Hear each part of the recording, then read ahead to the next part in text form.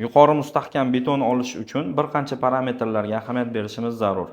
Bu betonning strukturasini vizual ko'rinishi.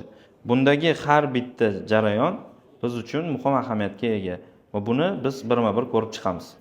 Birinchisi bu sement pastasining mustahkamligi. Sement pastasining mustahkamligi qanday belgilanadi?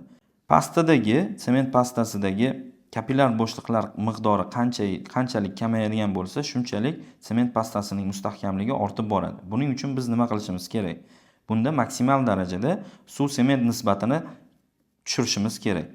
Shunda suv miqdori kam bo'lgandan keyin sement pasta zichlashadi va mikro bo'shliqlarga joy qolmaydi. Keyingi zonamiz bu sement pastasi bilan yirik to'ldiruvchiga o'tish zonasi. Ya'ni переходной zona deydi. Bu yerda bu zona nima uchun kerak? Bu tushayotgan yukni faqatgina sement pastasiga emas, balkim yirik to'ldiruvchiga ham teng taqsimlash uchun ishlaydigan zona. Buning uchun birinchi navbatda sement pastasi zich bo'lishi kerak maksimal darajada. Ikkinchisi bu o'tish zonasini mustahkamlovchi, ya'ni mineral qo'shimchalaridan ham foydalansak bo'ladi. O'zi aslida yuqori mustahkamlikka ega bo'lgan betonlarni olish uchun mikrokremizyon mineral qo'shimchasidan foydalaniladi. Uchinchi parametrimiz bu to'ldiruvchilarning sifati. Bu ham muhim ahamiyatga ega. Standartga ko'ra B60 va undan yuqori bo'lgan beton sinflarini tayyorlashda to'ldiruvchilarning maydalanish markasi 1200 dan kam bo'lmasligi kerak.